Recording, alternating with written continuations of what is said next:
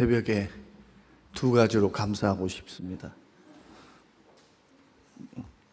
아침에 눈 비비고 나왔거든요. 웃음을 주셔서 감사합니다. 아마 1절을 부르는데 이 찬양이 곡조가 비슷하니까 후렴이냐 이렇게 해가지고 계속 그냥 돌아버린 것 같아요. 우리 아무개 권사님이. 덕분에 오늘 주 안에서 웃고 시작할 수 있는 그러한 웃음을 주신 것 감사드리고, 또 두 번째 감사하는 것은 성경 말씀이 짧은 것을 감사드립니다. 웃겨서 한 10절쯤 했으면 아마 경건한 하나님 예배 시간에 힘들었을 텐데 딱 한 줄이에요. 너무나 감사드리고요. 오늘 저희들이 이제 그 전도 대회를 이렇게 개최하면 진행하는 과정 속에는 어려움이 있습니다. 개인적으로 바쁘고 꼭 전도해야 되나 여러 가지 흩어진 생각들, 개인의 사정들이 있는데 가만 끝나서 뒤를 돌아보면 하나님께서는 그런 환경들을 통해서 하나님은 일을 하십니다. 그래서 그러한 과정 속에서 은혜 받을 사람들이 생겨요. 구원 받을 사람들이 생깁니다. 나도 예기치 못했던 사람들이 예수 앞으로 돌아오는 일들이 생겨요. 그러니 하나님의 일을 어떻게 우리가 자단하겠어요? 자단. 하나님의 일하심을. 그러니까 눈에 보이는 환경에 속지 말고 끝까지 성령님을 붙들고 성령님께서 어떻게 일하시는지를 기다리는 것도 믿음이다. 그리고 하나님께서는 제 경험상 보면, 내가 만난 하나님을 보면 전도 하나 안 하고, 그리고 이러한 선포와 기도도 없고 애씀도 없는데 하나님께서 양질의 소위 말해서 사람들을 보내주시지는 않아요. 그러나 찾고 두드리고 기도하고 애쓰고 마귀에게 선전포고를 하고, 그래서 영혼을 살리는 하나님의 가장 기뻐하시고 좋아하시고 마음의 소원인 잃어버린 영혼, 그 한 영혼이 돌아오는 것을 기뻐하시는 아버지의 마음을 받은 사람들이 순종하는 마음으로 하나씩 해나갈 때, 우리 하나님은 물밑에서 배 위에서 때로는 우리를 통해서 하나님이 일하시면서, 결코 전도의 길이 어려운 길이지만 그러나 열매 있는 길, 성령이 함께 하시는 길인 줄로 믿고, 기도를 포기하지 마시고 영혼을 포기하지 마시고 예비된 영혼 달라고 우리 계속 기도하시면서 나아가시기를 바라고요. 목사인 저는 친구들이 없으니까 전도 대상자가 없어요. 그런데 저에게 전도 대상자는 어떤 사람이냐 하면 임종을 준비하신 분, 어제도 갔다 왔습니다마는 그분들에게 예수 복음 증거합니다. 다시 마지막 믿음을 점검하고 오래 못 나오신 분들, 그런 분들을 이제 예수께 보내드릴 일을 제가 할 수밖에 없고, 또 지금은 하나님께서 자꾸 마음 주심이 뭐냐 하면, 지금은 권사님의 부군 되시는 분이 교회를 안 다니세요. 그런데 그 권사님의 간증이 이런 병이 올 줄로 저는 알고 있었습니다. 그리고 목사님, 저는 준비하고 있었습니다. 여러분, 암이, 생각해 보세요. 암이 내 남편, 내 아내에게 암병 걸렸다 하면 이거 적은 병이 아니에요. 흔하니까 흔하다 생각하신가요? 절대로 자기가 그 선고를 받으면, 내 사랑하는 가족이 선고를 받으면요, 마음이 무너져요. 재발의 위험, 그 다음에 수술 경과, 그리고 예측도 되지만 예측할 수 없는 변수들, 이미 중병이 왔다는 것이잖아요. 그러니까 이러한 부분들, 그러나 굉장히 담대하시더라고요. 하나님께서 내 남편을 부르시려고 하시는 하나님의 인도하심인 것 같다고 말씀을 해요. 그래서 신방을 제가 가겠습니다. 그 대신 권사님 기도하시고 저를 기도하고, 우리 부군이 이제 안 믿으시니까 마음이 열릴 때, 어느 정도 열릴 때까지 성령께 기도하고, 그리고 제가 가서 짜잔짠 하고 복음을 증거해서 정말 그 인생에 있어서 우리 영생, 구원, 영원한 생명을 우리가 좀 전파할 수 있는 기회로 삼자 하고 지금 기도 준비하고 있는 겁니다. 저에게도 그런 전도의 기회를 주시는 거죠. 여러분도 마찬가지. 이번 기간, 짧은 2달의 기간 동안에 이제 벌써 한 달은 지나가 버렸고, 이제 벌써 여러분 아시다시피 한 달 반 정도밖에 남지 않았습니다. 그 기간 기도하면서 예비된 영혼 주십시오. 또 설령 데리고 나오지 못한다 할지라도 내가 당신을 기억하고 기도하고 있습니다. 내가 당신을 향하여 꼭 이맘때 우리 교회가 행사가 있는데 나는 당신의 이름을 늘 올려놓습니다. 그러면 우리가 그렇게 기억하고 또 1년에 한 번씩, 2년에 한 번씩, 3년에 한 번씩 1년마다 계속해서 그렇게 관심을 갖고 기도한다면, 여러분 하나님이 부르시면요 참 그 역사를 측량할 수 없는 게, 그 인생 가운데 어떤 인생에 하나님이 개입하시기 시작하면은 예수 앞으로 돌아와요. 그렇게 안 믿을 것 같은 사람들, 누군가가 내가 그렇게 전도를 했는데도 안 되는데 어떤 옆에 있는 사람이 전도했는데 그 교회를 가는 거예요. 심경의 변화가 와서. 똑같은 전도의 열매입니다. 여러분, 누군가는 심습니다. 누군가는 자라게 물을 줍니다. 가꿉니다. 그러나 성장하고 생명 얻고 자라게 하신 분은 주님이신 줄로 믿습니다. 그러므로 중요한 것은 열매를 맺었냐는 것보다 더 중요한 것은 뭐냐? 했는가? 순종했는가? 지금 우리는 전도에 순종하셔야 돼요. 전해야 돼요. 저는 식당 하신 우리 권사님, 집사님 또 여러분이 계시지만은 참 전도하기 어렵거든요. 그러나 지혜를 구하십시오. 하나님 앞에 지혜 구해서 어떤 방법으로 내가 손님들에게도 이익이 되면서, 그러면서도 거부 반응 없이 예수님을 증거하고 또 교회로 초청하고 복음을 증거할 수 있는 방법이 뭔가에 대해서 하나님 지혜 달라고, 성령이여 지혜 주세요, 이렇게 기도하면서 한번 해보기도 하시고, 직장 동료들을 향한 그러한 전도는 쉽지 않습니다. 사실 오랜 시간이 걸려요. 가족 전도는 더 그렇습니다. 가족 전도 쉬운가요? 안 돼요. 진짜 안 돼요.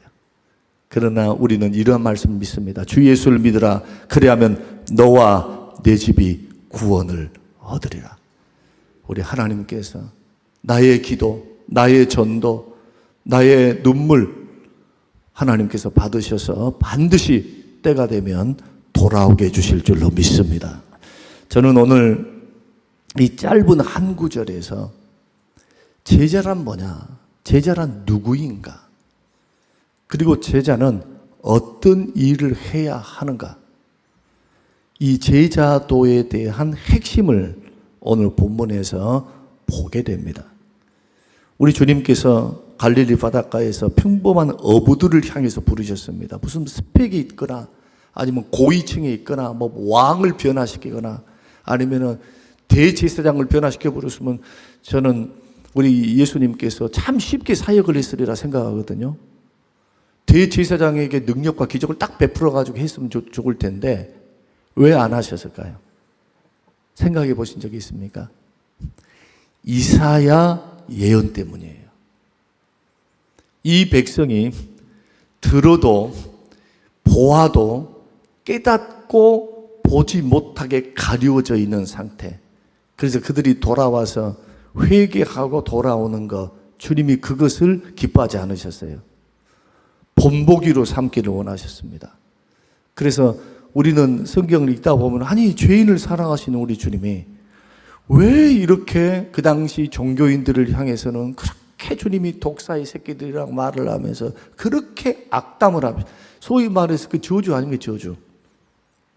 회칠한 무덤이라고 말을 하고 그런데 그들이 돌아오는 것에 대해서 본보기로 삼으시는 거예요. 구속의 역사에 의해서. 그리고는 주님이 나는 죄인들을 구원하러 온 사람이다. 종교인들의 특징이 뭐냐 하면은 자기는 의롭고 자기는 최선을 다하고 있으니까 나 같은 사람이 구원 안 받으면 어떡해? 누가 구원받을 수 있어? 굉장히 자만심으로 가득 차 있던 사람들입니다. 의식을 했고 그 말씀을 딴에는 열심히 지켰다고 그것을 자기 의로 삼고 있었으니까 주님 보실 때는 웃긴 거죠. 주님의 기준으로 볼 때는. 그래서 주님이 이 땅에 오실 때 죄인들을 부르러 왔다는 말씀은 뭐냐?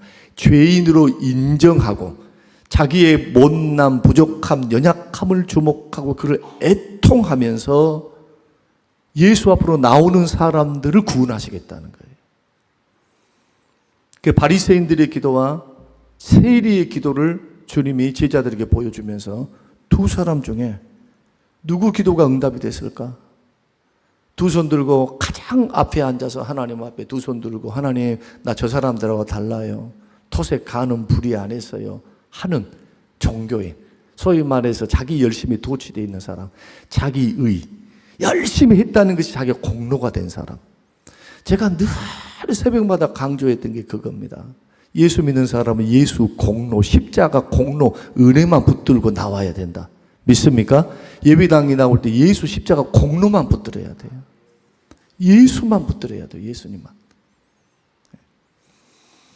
인간의 구조가 그리 되어 있어요. 그래서 예수님이 죄인들을 불러러 오셨기 때문에 죄인들이 친구가 되신 겁니다. 바리새인들이 친구 안 되셨어요. 대제사장의 친구 안 하셨어요. 거기에는 목적이 있습니다.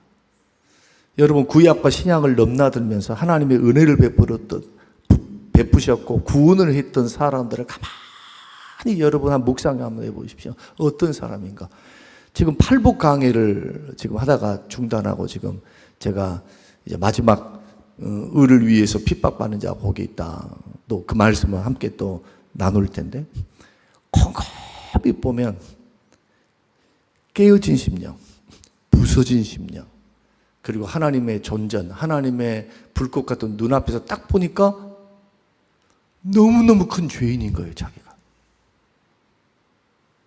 지금까지 나는 괜찮았다 생각했는데 보니까 나같이 악한 사람이 없는 거예요. 망할 사람이 없는 거예요. 이게 이사야고, 이것이 욥이고, 이것이 모세이며, 이것이 엘리야이고, 하나님을 만났던 사람들.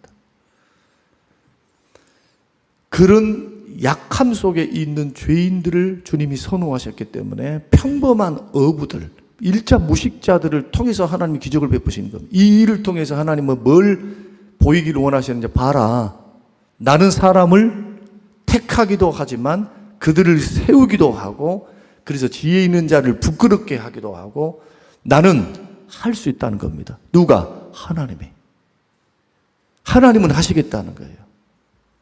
인류 구원을 똑똑하고 잘난 사람들에게 그들에게 위임시켜서 하는 것이 아니라 보잘것 없고 사람들이 볼 때 손가락질하고 무식하고 일참 무식해요. 자기 성격을 자기가 제어를 못해요. 야고보 요한은 불의 아들이었습니다. 우레의 아들.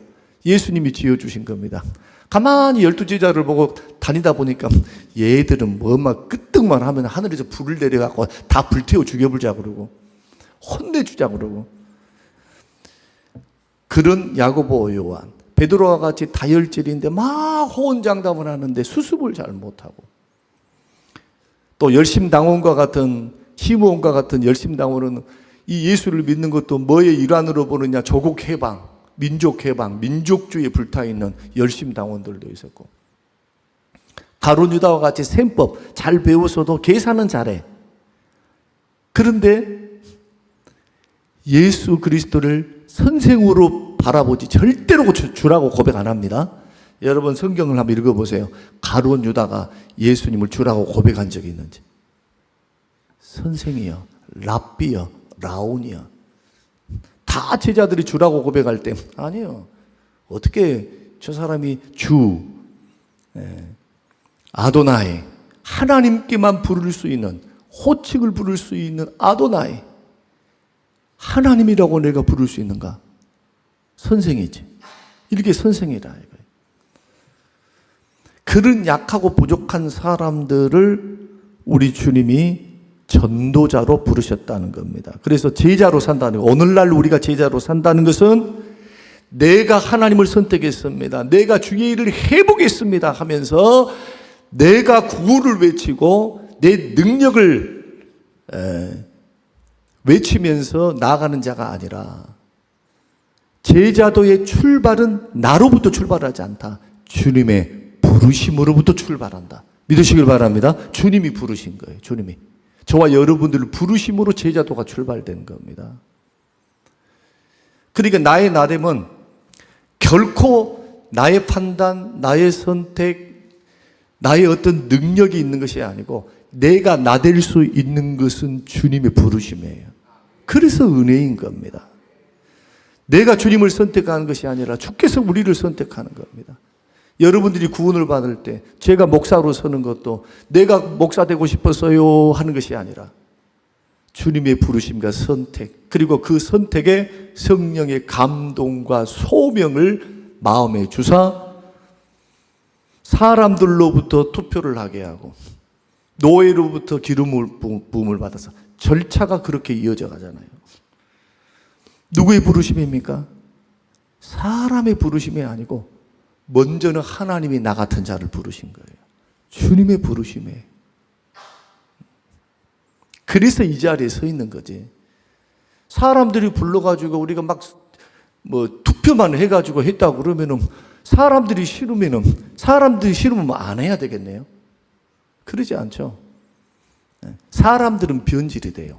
변합니다. 마음도 변하고 생각도 변해요. 그러나 부르시는 주님은 변하지 않습니다. 우리 주님의 부르심에는 후회하심이 없습니다. 그 주님은 반드시 고쳐서라도 쓰십니다. 싫다고 버리지 않아요. 여러분의 구원도 마찬가지.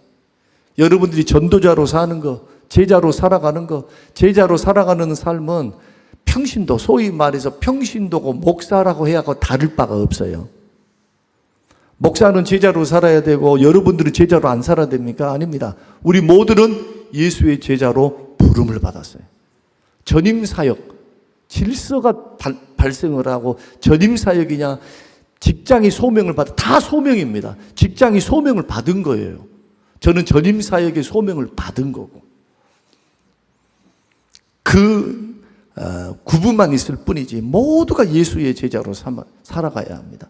근데 예수의 제자로 살아가는 자, 합당한 사람은 자기를 부인하고 자기 십자가를 짊어지는 겁니다.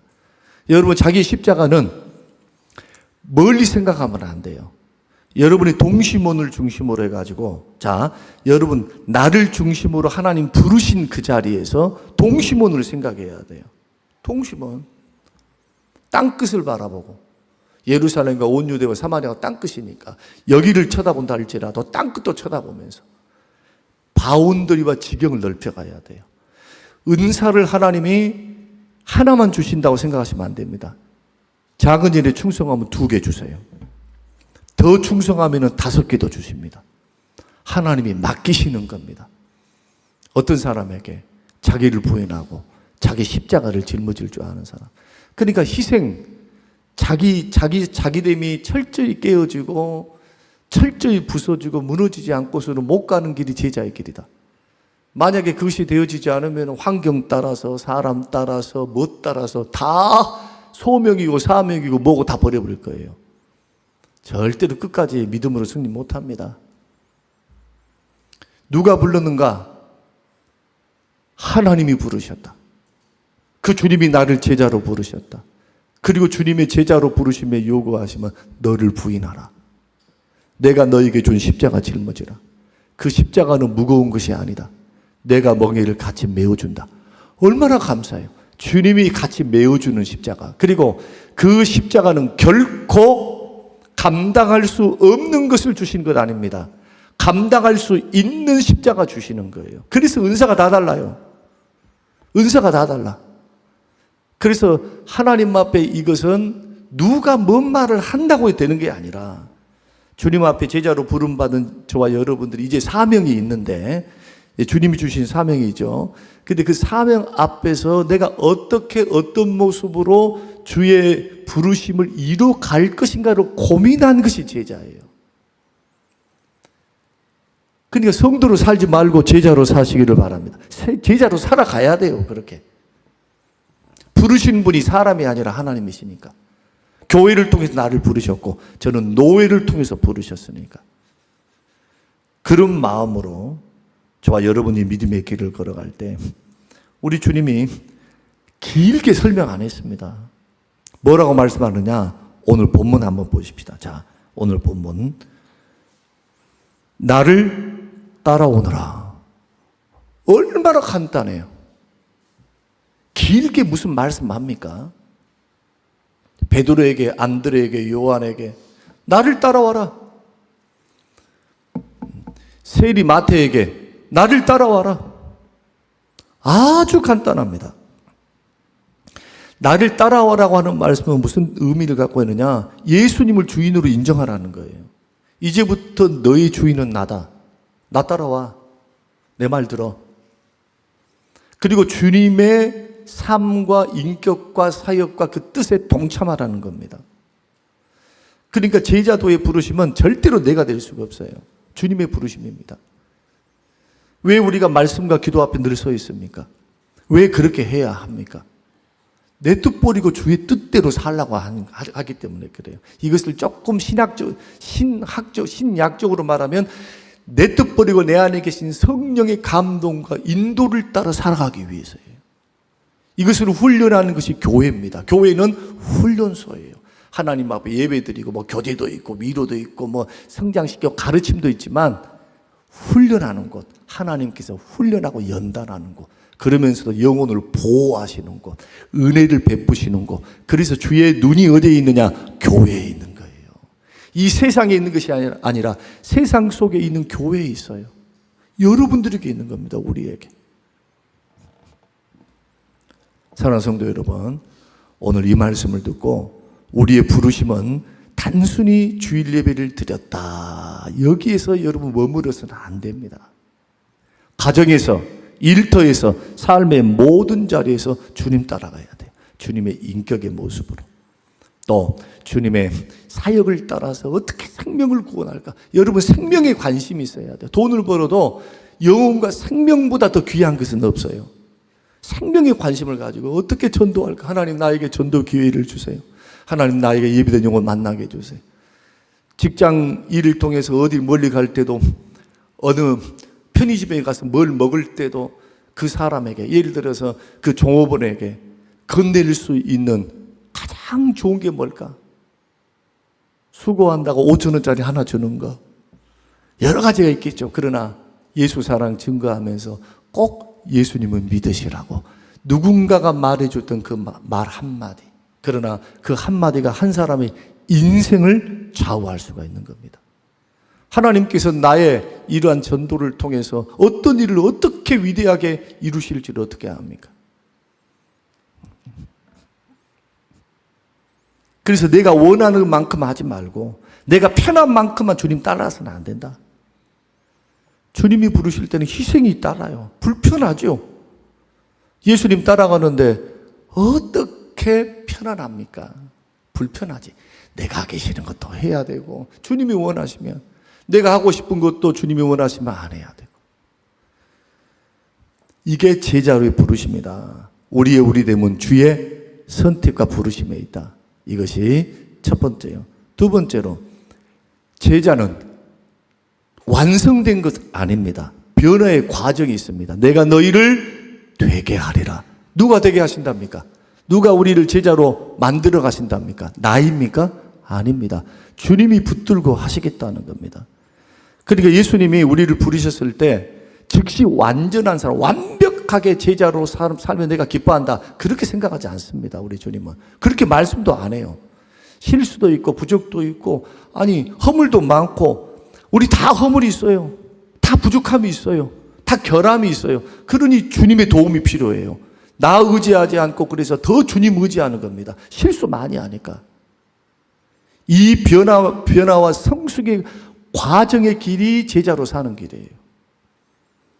그리고 주님은 제자들을 다듬으십니다. 빚으십니다. 결국 사람 낚는 자로 세우십니다. 그러므로 제자에게는 하루아침에 완성되지 않는다. 넘어집니다. 실패합니다. 주님 또 찾아가요. 낙심하고 절망에 있는 제자를 찾아가잖아요.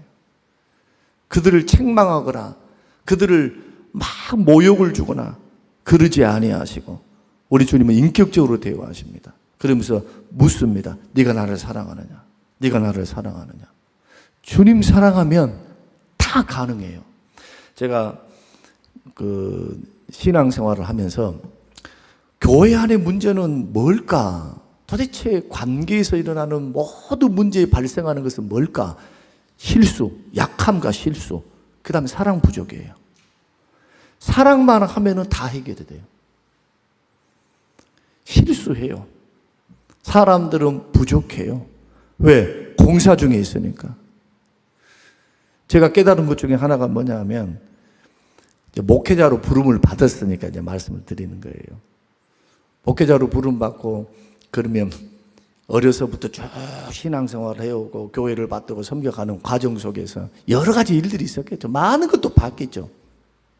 그런데 그런 과정 속에서 그때는 몰랐는데, 변화의 정점, 어느 정도 하나님이 세우시는 변화, 나를 다듬으시고 약한 부분들을 다듬으시고 그것이 반복되면서 또 후회하고 회개하고 기도하고 또 다듬으시고 이런 과정 속에 있어서 가만 뒤돌아보니까 놀랍게도 이 모든 과정에 간섭하고 계셨던 분이 계셨어요. 그분이 우리 주님이십니다. 그래서 예수 믿는 사람은 낙심하면 안 돼요. 절망하면 안 됩니다. 이것은 연단하는 과정이에요. 주님은 절대로 우리를 포기하지 않습니다. 계속해서 빚어가져요. 성령으로 깨닫게 하시고 때로는 위로 주세요. 사람이 주는 위로가 아니라 주님이 주신 위로가 있어요. 또 사람으로부터 받은 위로도 있고. 그런데 해보니까 엎드려 기도해서 주님으로부터 받는 위로가 나를 든든히 세우는 거예요. 사람들의 위로는 변합니다. 그러나 하나님이 주신, 그래서 제자들은 늘 말씀과 기도에 늘 깨어 있어 주님과 함께 걸어가는 그런 삶. 왜 그렇습니까? 나를 다듬으시기 때문에. 빚어가신 분이 주체가 우리 성령님이시고 내 안에 계신 주님이시기 때문에. 그래서 아직 준비가 안 됐습니다. 준비 안 되셔도 가셔야 돼요. 부족한데요. 나는 아직도 성격이 이렇고 이것이 이래서 나는 안 되는데요. 주님 다 아세요. 다 아세요. 다듬으시면서 사용하시는 겁니다. 그래서 전도할 수 없다 그러지 말고 부족한 대로, 약한 대로 사용하시니까 그럼에도 불구하고 전도하셔야 돼요. 마지막은 뭐냐? 전도자의 사명을 주십니다. 사람을 낚는 어부가 되게 하리라. 이것도 누가 하십니까? 주님이 하시는 거예요. 그리고 우리는, 목사는 제자로 양육해서 전도하도록 자꾸 전도의 일꾼이 되도록 키워내는 것. 가르치고 또 교훈하고 지키게 하고, 이게 이제 목사의 사명이죠. 그냥 예배만 드리라고 아니죠. 가르쳐 지키도록 명령도 하고 말도 하고, 이거 이렇게 해야 한다, 저렇게 해야 한다, 권면도 하고 가르쳐 지키게 해야 돼요. 이것이 땅끝까지 복음을 증가하라 하셨을 때 제자 삼으라고 그랬지, 복음만 증가하라는 것이 아니거든요. 그러니까 복음 전도하면서도 양육하는 것도 사명이더라. 그러면 우리는 어떻게 해야 합니까? 제자로서 하나님께서 하시는 말씀대로 사람을 낚는 어부가 되도록 여러분의 인생과 삶이 영혼에 딱 꽂혀가지고 그게 선교가 되든 전도가 되든 기도로 우리가 후원을 하는 것이 되든 어떤 방향이든 우리 마음과 중심에는 뭐가 있어야 되느냐? 나를 부르신 이는 주님이시다. 나를 변화시킨 것, 나를 성숙시키는 과정에서 역사하신 분이 성령 하나님이시다. 결국 뭘 하라고 주님은 이렇게 부르시고 나를 성숙시키시며 나를 참아주시고 나의 부족함도 나의 연약함도 주님이 다 참으시고 기대하시면서, 나를 기대하시면서 참으시면서 인도와 은혜를 베푸시면서 나를 연단하시는가? 생명 살리는 일꾼들하고, 목사만이 아니라 여러분들도 생명 살리는 일꾼들로서 여러분 설 수 있도록 이번에 말씀을 듣고 기도하면서 예비된 영혼들을 하나님 붙여달라고 기도하면서 여러분의 관심이 이제 나 아닌 영혼들에게, 정말 구원해야 될 영혼들을 위해 더 기도하고 그들에게 애를 쓰고 그들에게 관심 갖고 그런 훈련의 기간이 이번에 전도의 기간이 꼭 되어서 한 영혼을 위해서 해산의 수고까지는 못해도, 한 영혼을 위해서 막 해산의 수고, 애기 낳는 수고를 못해도 적어도 그 영혼을 불쌍히 여기고 기도하고 가슴에 품는 것은 우리가 알 수 있으니까 여러분 기도하면서 예비된 영혼 달라고 찾고 나가시는 예수님의 제자, 생명을 살리는 하나님의 일꾼들이 다 되시기를 주님의 이름으로 축복합니다. 우리 최희석 권사님 함께 금식 헌금은 봉헌했습니다. 하나님 아버지 감사합니다. 고맙습니다. 주신 말씀을 저희들이 듣고 제자로 부르시는 그 하나님 부르심 앞에 연약하고 부족하오나 나를 나되게 하실 분이 하나님, 붙드실 분이 하나님, 우리로 하여금 생명을 살리는 소명의 자리까지 우리에게 맡기시는 그 명령 앞에 순종하는 교회와 목사와 우리 모든 성도님들이 되도록 축복하옵소서. 금식으로 함께 동참하는 권사님과 우리 모든 성도에게 은혜 주시기를 예수님 이름으로 기도합니다. 아멘.